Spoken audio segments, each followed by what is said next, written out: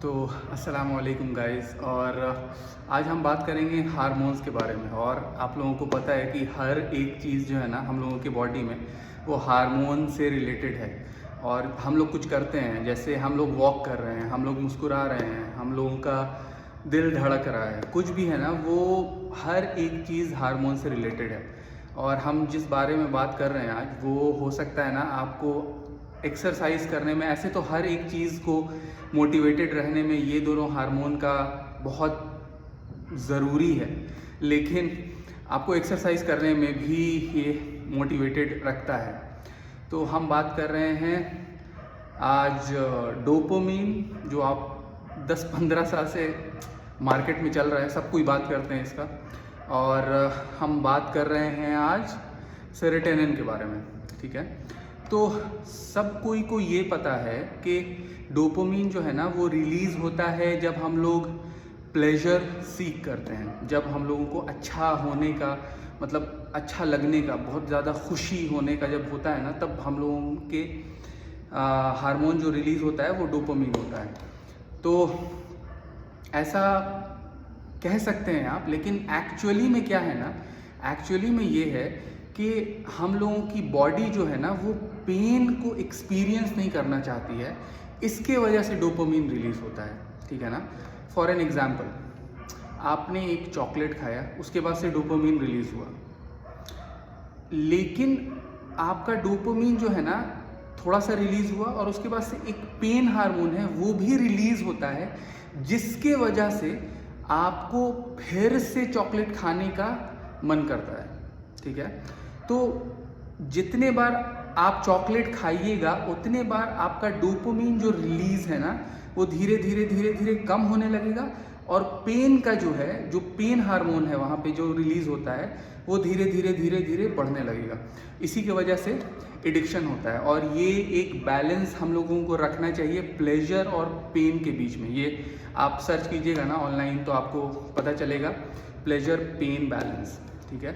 और दूसरा हार्मोन जो मैंने बताया आपको, सेरोटोनिन, सेरोटोनिन को बोला जाता है एज नाउ, मतलब एज नाउ हार्मोन।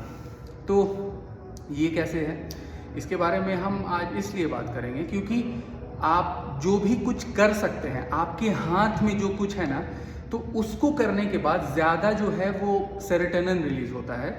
और जो हम लोगों के हाथ में नहीं होता है, जो एक्सटर्नल चीज़ पर डिपेंड करता है, जो मतलब हम लोग अपने हाथ में नहीं कर सकते, 100% हम लोगों के हाथ में नहीं है वो, तो उस समय डोपामिन ज़्यादा रिलीज़ होता है। होपफुली आप लोग अभी तक समझ रहे हैं, ये बात बहुत ज़्यादा इंपॉर्टेंट है, अब आगे की बात है। तो फॉर एन एग्जाम्पल, अभी आपको एक चॉकलेट वाला एग्जाम्पल बताया, अभी फॉर एन एग्जाम्पल एक लेडी है, प्रेग्नेंट हुई, ठीक है ना। तो जाहिर सी बात है अब वो बच्चे को जनेगी, मतलब she will give birth to her child. तो उसकी ज़िंदगी में उससे ज़्यादा खुशी का जो लम्हा है वो नहीं आ सकता है, मतलब that is the peak of her, मतलब खुशी, है ना। तो हमको अभी मतलब करना है कि इंग्लिश में नहीं बोलना है बात, तो हिंदी में समझाना है। तो जो उसके डोपामिन का लेवल है उस समय, सेरोटोनिन का लेवल है, ये सब एकदम हाई पे होता है जब एक माँ बनती है एक लड़की। तो आप ये बात सोचिए कि उसके बाद से हर एक चीज़ जो ऊंची जाती है ना वो नीचे आती है। तो आप देखिएगा ज़्यादातर जब माँ जो है वो अपने बच्चे को बर्थ देती है, उसके बाद से ना उसका मूड, बच्चे को देखने के बाद तो जाहिर सी बात है, एक जो जिस समय बर्थ दिया था उस समय तो खुशी का लेवल काफ़ी ज़्यादा था, लेकिन उसके बाद से धीरे धीरे डाउन होता है, और उसके बाद से फिर फ्रस्ट्रेशन, फिर उसके बाद से कुछ चिड़चिड़ापन, ये सब भी आने लगता है। जब भले उनका इन्वायरमेंट बहुत ज़्यादा खुश है ना, बट स्टिल एक थोड़ा सा लो फील आता है उन लोगों में। क्यों? क्योंकि उन्होंने बहुत ज़्यादा हाई देख लिया है। अब उससे ज़्यादा हाई के बाद अब क्या होगा, उससे ज़्यादा हाई के बाद जब उसकी ज़िंदगी में सबसे खुशी का लम्हा आ चुका, अब क्या होगा, अब धीरे धीरे लो होने लगेगा। अगर उसकी ज़िंदगी में इससे भी ज़्यादा खुशी का पल आ सकता है, लेकिन उन्होंने अभी तक एक्सपीरियंस नहीं किया है, अब तक मतलब उनका सबसे हाई लेवल होगा। फॉर एन एग्जांपल, लोगों के लिए हो सकता है, I am just giving you, मतलब कि सबसे हाई लेवल का। तो करना क्या होता है ना, कि उस औरत को मतलब लो फील ना हो। मतलब कैसे वो बैलेंस कर सकती है? वो बैलेंस कर सकती है कि अपने आप को वो उतना ज़्यादा रिवॉर्ड ना करे, ठीक है ना। जब बहुत ज़्यादा खुशी का लम्हा हो उसकी ज़िंदगी में जब आए, अब ये वाले एग्ज़ाम्पल को छोड़ करके कोई दूसरे एग्ज़ाम्पल पे जाते हैं, क्योंकि ये वाले में बहुत ज़्यादा कंट्रोल नहीं किया जा सकता है। कोई आदमी वज़न लूज़ करता है, ठीक है ना, वेट लूज़ करता है, तो वो मान लीजिए कि उसका गोल है 20 kg लूज़ करने का, और उसके बाद से फिर दैट्स फाइन, ये गोल है उसका। तो अगर वो आदमी 20 kg वज़न लूज़ कर जाता है, उसके बाद से ना वो एक तरीके से मोटिवेटेड नहीं रहता एक्सरसाइज के लिए। क्यों? आपने हम बहुत ज़्यादा 90% ऑफ द केस में देखा होगा ये। लेकिन ऐसा क्यों होता है? क्योंकि वो पीक लेवल पर पहुंच गया, अब उसके बाद से सब नीचे, सब डाउन है, और अब उसके बाद से कुछ खुशी का लम्हा नहीं बचा। तो उसको करना क्या है ना कि इस चीज़ को, जो पीक ऑफ द गोल है ना, उसको उतना अच्छे तरीके से सेलिब्रेट नहीं करना है, या मतलब इतने अच्छे तरीके से इतना ज़्यादा अपने को रिवॉर्ड नहीं कर देना है कि उसके बाद से कुछ हो ही नहीं सकता है।